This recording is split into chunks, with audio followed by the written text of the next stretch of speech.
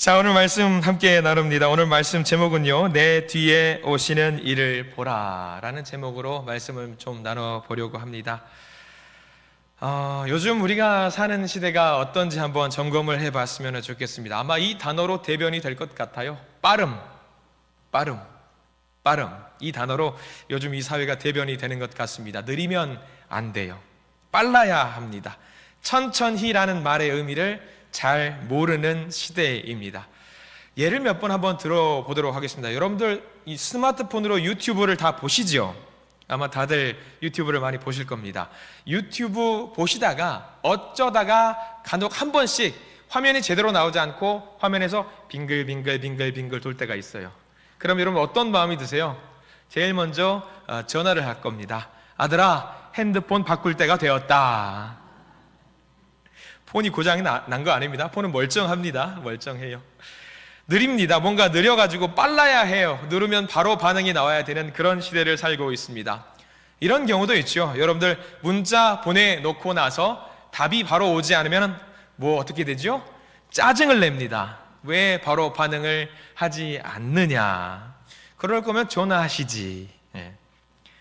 에스컬레이터 자동으로 올라가는데 그거 기다리기 힘들어서 어떻게 하세요? 여러분들은 다 계단으로 저벅저벅 올라가는 우리의 모습들을 또 보고는 합니다. 기다리는 것에 익숙하지 못하는 시대입니다. 식당에서 밥을 주문합니다. 그러면 주문한 음식이 얼마 만에 반드시 나와야 되냐면 5분 내로는 음식이 무조건 나와야 합니다. 나오지 않으면 초조해지기 시작합니다. 아마 이런 분 많이 봤습니다. 커피 자판기에 커피를 눌렀어요. 그러면 물이 나오지요. 커피가 나옵니다. 천천히 있으면 자동으로 다 나올 텐데 손이 다 어디가 있으세요? 미리 손 안에 넣고 계시는 분들이 많이 계실 겁니다. 기다리지 못해요. 잡고 있어도 나오는 시간은 정해져 있음에도 불구하고요. 우리나라는 특별히 전국에서 전 세계를 유례를 찾아볼 수 없는 택배 배송 시스템이 있습니다. 세계 최고입니다. 주문하면 무조건 그 다음 날에 와 있어야 합니다. 그것도 견디지 못해서 쿠땡에서는 새벽에 갖다 주고는 합니다.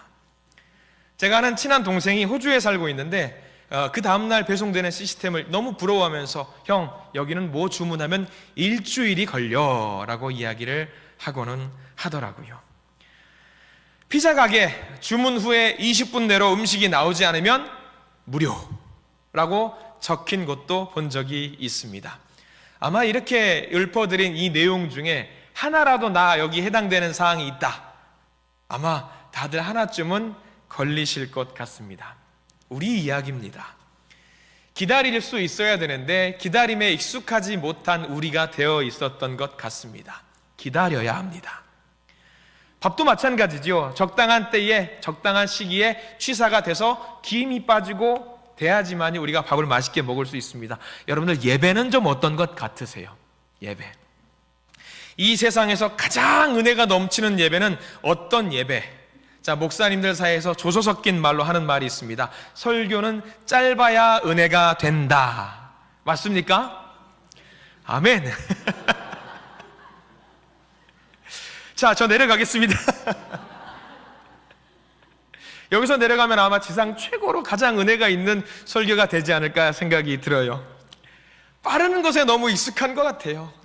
내용 들여다볼 것도 없습니다. 빨라야 됩니다. 이게 우리의 삶이에요. 속전속결, 기다림이 없는 시대를 우리는 살아가고 있는 것 같습니다. 자, 우리 성경으로 잠깐 돌아가 볼게요. 초대교회를 한번 가볼까요? 예수님의 제자들을 한번 만나보십시오. 여러분들 성경에 있는 사람들 만나보면 그렇습니다. 예수님께서 하늘로 올라가셨어요. 나 다시 올게 하고 올라가셨습니다. 제자들은 멍하니 하늘만 바라보고 있었습니다. 천사가 말을 하죠. 뭐라고 말을 합니까? 야, 그만 봐. 예수님께서 너희들이 본 그대로 다시 내려오실 거야 라고 말을 했지요. 제자들은 그렇구나, 정말 금방 다시 내려오겠거니 하면서 뭘 했을까요? 그 시간부터 계속 하늘만 바라보고 있는 겁니다. 그 다음날 예수님이 내일 오시겠지, 안 오시네? 그 다음날 오시겠지, 빨리 오셔야지, 속전속결로 빨리 오셔야지, 다시 오셔가지고 다 무너뜨리셔야지, 속전속결. 제자들도 마찬가지였을 거예요. 기다림에 익숙하지 못했던 사람들이었을 것 같습니다. 그런데 예수님이 오지 않으셔요. 무려 몇 년 동안 안 오셨어요. 2000년이 넘는 시간 동안에 오지 않고 지금까지 우리에게 이 믿음이 전수되고 있습니다. 그렇습니다. 여러분들, 기다림이라고 하는 것은 이런 것 같습니다. 하나님이 주신 시간표와 우리가 생각하는 시간표, 하나님이 생각하는 기다림과 우리가 생각하는 기다림은 좀 많이 괴리가 있는 것 같아요. 우리는 오신다고 하면 당장 오셔야지, 왜 지금까지 이걸 계속 미루고 있으신 걸까? 근데 여러분들 명심하십시오. 하나님은 정확한 분이십니다. 한치의 오차가 없이 정확한 분이라는 사실을 명심하시기 바랍니다. 하나님께서 우리와 맺으신 약속은요, 단 하나도 하나님은 어기지 않는 분이라는 사실을 여러분들 명심하시기를 부탁을 드립니다. 예를 들어서 한번 이야기를 해볼까요? 하나님께서 이스라엘 백성들을 통해서 땅의 지경을 넓혀주시겠다고 아브라함을 통해서 약속하신 바가 있습니다. 어디까지 넓혀주겠다고 말씀을 하셨냐면, 우리가 지난번에 성경 공부라든가 새벽 예배 통해서 한번 이야기를 나눴던 것 같습니다. 애굽에서부터 유프라테스 강까지 쫙 넓혀주겠다라고 약속을 누구에게 하셨냐면, 하나님께서 아브라함을 통해서 약속을 해 주셨단 말입니다. 그럼 그 약속 누구랑 지켜야 됩니까? 약속을 맺은 당사자인 아브라함과 맺어야 하는 것이 우리의 상식입니다. 근데 하나님의 시간표는, 하나님의 약속은 그게 아니었습니다. 기다려, 그거였어요. 기다려. 언제까지요? 기다려. 아유, 언제까지 기다려요? 아브라함이 이제 숨이 꼴딱꼴딱 넘어갑니다. 하나님 언제까지 기다려요? 기다려. 이게 하나님의 시간표입니다. 그리고 그 약속은 언제 이루어지냐면, 무려 아브라함이 죽고 나서도 1200년이 지나가고 난 뒤에 누구를 통해서 그 약속이 이루어지냐면 솔로몬을 통해서 그 약속을 이루어 주십니다. 이게 하나님의 시간표예요. 이게 우리가 기다려야 되는 그런 겁니다. 하나님은 반드시 이렇게 약속을 이루는 분이십니다. 약속을 한 당사자에게는 반드시 약속을 지키시는 분, 하나님의 시간표는 그겁니다. 기다려입니다. 하나님이 갑이에요. 하나님이 주인이고요, 하나님 맘대로이십니다. 천지 만물의 주인 되신 주님께서 약속을 하시고 이렇게 저렇게 반드시 지키겠다고 하셨으면 우리는 어떻게 해야 될까요? 우리는 반드시 기다려야 합니다. 기다려야 합니다. 그렇습니다. 하나님의 시간표에 우리가 맞춰야 합니다. 자, 저를 한번 따라서 하시기 바랍니다. 믿음은 기다림입니다. 다시 한번, 믿음은 기다림입니다. 아멘. 기다림입니다. 믿음의 조상이라고 하는 아브라함도 이 기다리는 것을 하지 못해가지고 실패한 부분이 분명히 있습니다. 아들을 주시겠다고 하나님께서 약속을 하셨습니다. 그런데 하나님의 약속을 기다렸어야 하는데 자기가 너무 나이가 드니까 안 되겠다 싶어가지고 기다리지 못하고 그의 아내 사라의 몸종이었던 하갈을 통해서 아들을 낳게 됩니다. 그 아들의 이름이 누구죠? 이스마엘입니다. 나름 하나님 약속을 이루어 주신 것 같아요. 아브라함의 아들입니다. 그런데 하나님께서 원하셨던 그림이 아니에요. 그 그림이 아니기 때문에 이 약속을 어긴 겁니다. 하나님께서 너 나하고 약속 맺었잖아, 왜 약속을 어기고 그래? 라고 하면서 그 가문의 비극이 시작이 됩니다. 하나님의 때, 하나님의 방법을 기다려야 합니다. 우리는 지금 대림절을 시작하고 있습니다. 대림절은 어떤 절기인지 여러분들 잘 아실 겁니다. 무슨 절기죠? 기다림의 절기입니다. 무엇을 기다리는 절기죠? 예수 그리스도의 태어나심을 기다리는 절기입니다. 예수님의 생일을 기다리는 절기이죠. 자, 예수님의 탄생을 어떻게 우리가 기다려야 될까요? 예수님의 탄생을, 예수님을 내 마음속에 모실 수 있도록 우리의 마음을 정리하고 깨끗하게 하는 시간입니다. 대청소의 시간이에요. 내 마음속에 무언가 걸리적거리는 것들이 있다고 한다면 다 비워내야 되는 기다림의 시간입니다. 그렇게 정화된 내 마음속에 예수님이 들어오시도록 우리의 마음을 깨끗하게 만드는 기다림의 시기입니다. 그 시기를 잘 준비하시기를 부탁을 드립니다. 제가 군대에 있을 때에 훈련병 시간 동안에 가장 싫었던 시간이 있어요. 어떤 시간이냐면 점호 시간입니다. 점호 시간에 늘 이제 상급 저희들을 관리하고 있는 이제 간부들이 와서 청소를 잘 했는지 정리 정돈을 확인하는 시간이 있습니다. 꼭 이상해요. 이 사람들은 기필코 더러운 것을 찾아냅니다. 어떻게 찾는 줄 아세요? 와가지고 청소를 잘했는데 전부 다 이제 아빠 다리 하고 다 앉아 있으면 하얀색 면장갑을 끼고 와요. 그러니까 면장갑을 끼고 와가지고 이 사람들이 어떻게 정리정돈을 잘했는지 점검하냐면 관물대 위를 쭉 손가락으로 흩어요. 그럼 여러분들 아무리 깨끗하게 청소를 했다 할지라도 여기에 뭐가 나오는지 아시죠? 뭐가 나오죠? 반드시 먼지가 묻어 나옵니다. 묻어 나오면 어떻게 되는 줄 아세요? 다 일어서 엎드려. 어떻게 해도 나와요. 어떻게 해도 반드시 나옵니다. 그런데 오늘 그것을 잘 하자라는 거예요. 이 대림절 그 절기에 이거에서 나오지 않을 때까지 우리 마음을 정결하게 만들 수 있는 우리가 되도록 끊임없이 우리를 정화시키는 그런 기다림을 우리가 대림절 때 보내야 한다라는 이야기지요. 자, 오늘 이스라엘 백성들 이야기를 한번 해보기를 원합니다. 예언의 말씀에 입각해서 하나님이 약속을 주셨기 때문에 예언의 말씀에 입각해서 포로 생활이 종료될 것이고 모든 포로되었던 이스라엘 백성들이 고향으로 돌아갈 것이라고 믿었습니다. 정복 국가가 아무런 약속 없이 조건 없이 노예들을 풀어준다는 것은 말도 안 되는 일입니다. 그렇지만 이스라엘 백성들은 그 예언의 말씀을 기다렸습니다. 희망을 갖고 기다렸습니다. 그런데 정말 그 약속이 예언이 성취가 되었습니다. 예언의 말씀대로 우리가 해방이 됐어. 이제 고향으로 돌아가자. 예루살렘으로 돌아가서 예배를 드리자. 그럼 기억해보자. 그러면 하나님께서 우리에게 주신 그 다음 예언이 뭐지?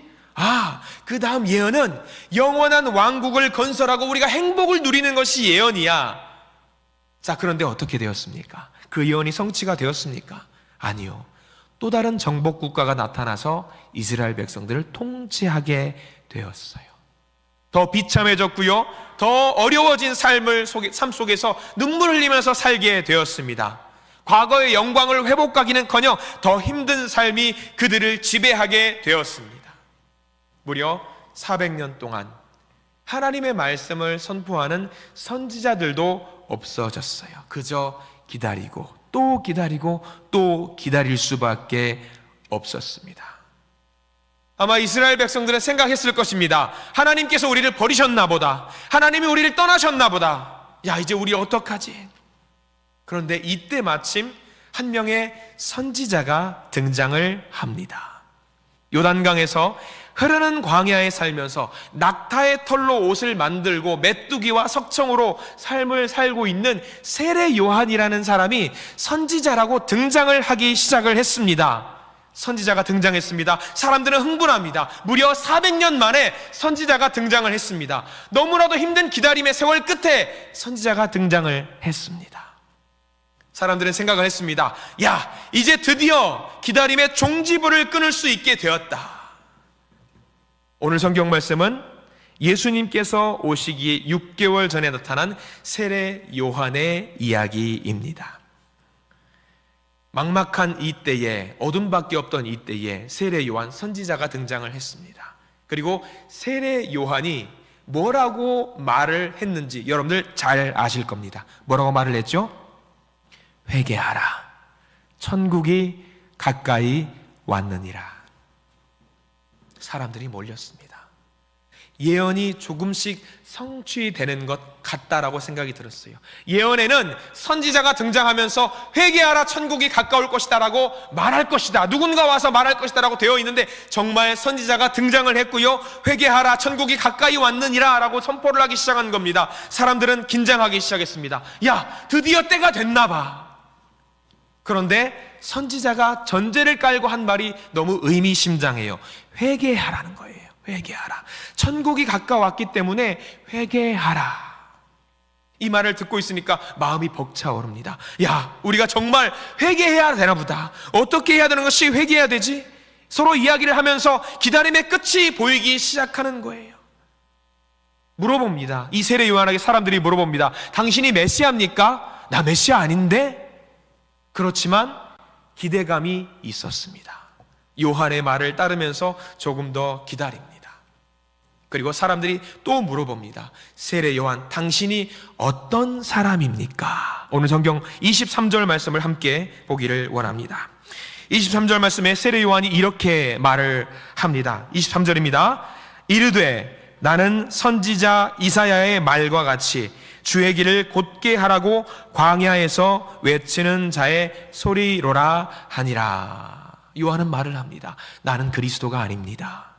나는 주의 길을 곧게 하기 위해서 그저 광야에서 외치는 소리일 뿐입니다 라고 선포하기 시작합니다. 우리 옛날 조선시대에 왕이 행차할 때 그 행렬의 제일 앞에서 소리를 질렀던 사람이 있습니다. 뭐라고 소리를 지르죠? 모두 다 물렀거라, 물렀거라. 왕이 지나간다, 왕이 행차하신다, 물렀거라 하는 사람이 있었습니다. 세례 요한이 나는 그런 사람이라고 고백을 하고 있는 겁니다. 자, 세례 요한이 왜 그렇게 말을 했을까요? 오래 기다렸던 사람들에게 이제 때가 되었다. 왕이 오신다. 기다렸지. 지치지 말았으면 좋겠다. 이제 힘을 내었으면 좋겠다. 분명히 하나님께서 우리에게 주신 약속이 이루어질 텐데 이제 우리가 마음의 준비를 해야 된다. 마음의 준비, 회개해야 한다 라고 선포를 하고 있는 겁니다. 왜 회개해야 될까? 회개해야지 그리스도를 영접할 수 있기 때문입니다. 지금까지 잘 기다렸어요. 이제 마무리만 잘하면 됩니다. 마무리, 회개함으로 그분을 맞아들일 준비를 해야 한다. 회개, 내 안에 걸리적거린 모든 것들을 정화시키고 없애는 그 일을 해야지 내 마음속에 예수님을 모실 수 있다. 지금까지 잘 기다렸으니 이제 회개하자. 그 이야기를 하는 것이 세례 요한의 외침이었습니다. 사람들은 깨달았습니다. 아, 그렇구나. 이제 기다림의 끝을 무엇으로 마무리를 해야 되나? 회개를 해야 되는구나. 이 세례 요한의 외침을 잘 기억하시는 저와 여러분들 되시기를 간절히 부탁을 드립니다. 회개를 통해서 그리스도를 맞이할 준비를 해야 합니다. 우리는 매해마다 성탄절을 맞이합니다. 예수님의 생일을 준비한다고 그것을 맞이하는 훈련을 매해마다 준비를 하지요. 연례 행사로 생각하면서 이 때를 보내는 경우가 많습니다. 그런데 세례 요한은 지금 대림절을 보내는 우리를 향해서 그런 식으로 대림절을 보내서는 안 된다라고 우리에게 말을 해주고 있습니다. 매일의 삶 속에서 예수님을 영접할 수 있도록 회개하고 또 회개해야 한다고 우리에게 선포하고 있는 것이지요. 세례 요한이 했던 것처럼 우리들도 예수님께 모든 시선을 맞추고 집중하시기를 부탁을 드립니다. 이 기다림의 끝은 참 회개입니다. 진정한 회개입니다. 그 회개를 통해서 예수님을 내 마음속에 모셔야 합니다. 사실 요한은 참 선지자고요. 인기가 있는 사람이었습니다. 우리가 읽은 본문 조금 앞으로 넘어가 볼까요? 요한복음 1장 8절 말씀을 한번 보기를 원합니다. 요한복음 1장 8절. 세례 요한이 나는 이런 사람이다 라고 하면서 이야기를 하는 내용이 있습니다. 1장 8절 같이 읽습니다. 시작. 그는 이 빛이 아니요 이 빛에 대하여 증언하러 온 자라. 명확하게 요한에 대해서 이야기를 하고 있습니다.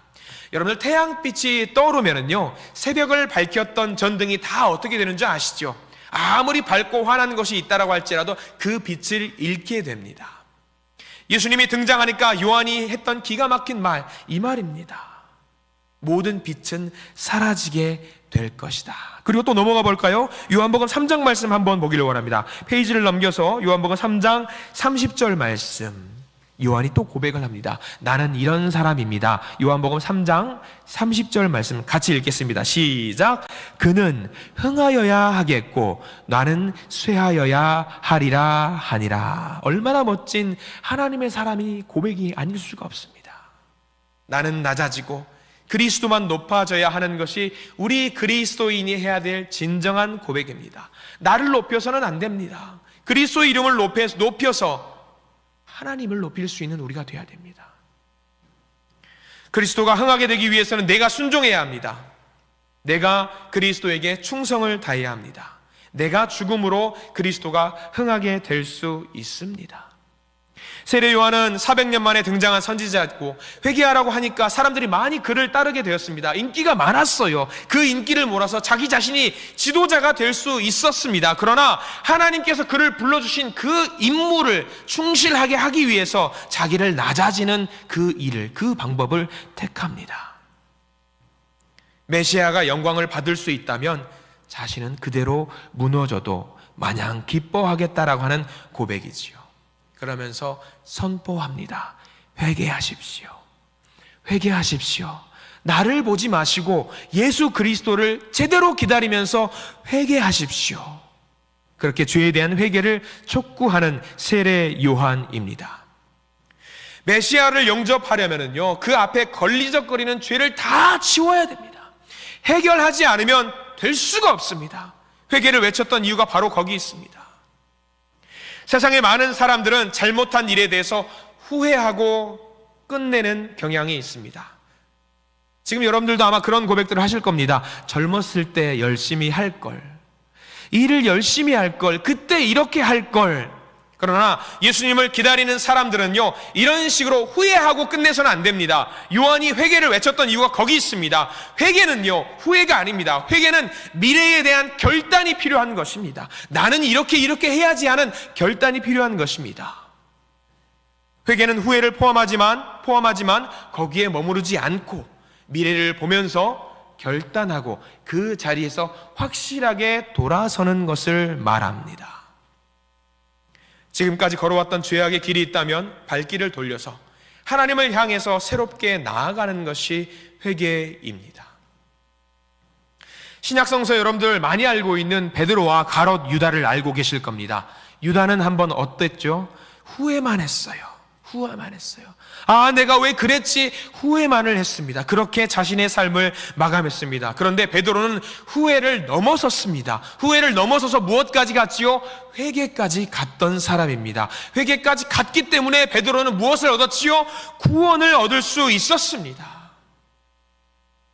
여러분들 지금 기다림의 시기를 보내고 있습니다. 우리는 후회하는 자가 아닌 회개하는 자가 되어야 됩니다. 크리스마스 트리를 얼마나 멋지게 하느냐, 성탄제를 혹시 우리가 떡을 준비하고 양식을 준비하고 얼마나 멋지게 준비하느냐, 성탄 전야제 여러분들 준비하고 계신지 모르겠습니다. 얼마나 멋지게 준비하느냐, 거기에 포인트가 있지 않습니다. 가장 중요한 것, 세례 요한이 했던 그 말을 기억하시기를 바랍니다.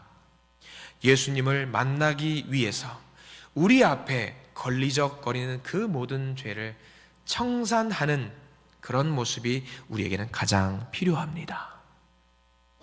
그것이 지금 예수님의 오심을 준비하는 기간에 우리에게 가장 필요한 일이 됩니다. 자, 대림절을 보내면서 기다림의 의미를 되새겨 보기를 원합니다. 세례 요한, 자기도 누릴 수 있는 영광의 자리를 뒤로 하면서 뒤에 오실 예수 그리스도를 향해 초점을 맞추고 살아갔던 사람, 예수 그리스도를 위해 살았던 사람, 예수 그리스도의 유익을 위해 살았던 사람, 예수 그리스도의 영광을 위해서 살았던 사람, 세례 요한. 우리도 마찬가지로 대림절을 지내고 있습니다. 여러분들, 우리 예수 그리스도의 탄생을 어떻게 기다리고 계십니까? 회개의 자리로 나아가시기를 부탁을 드립니다.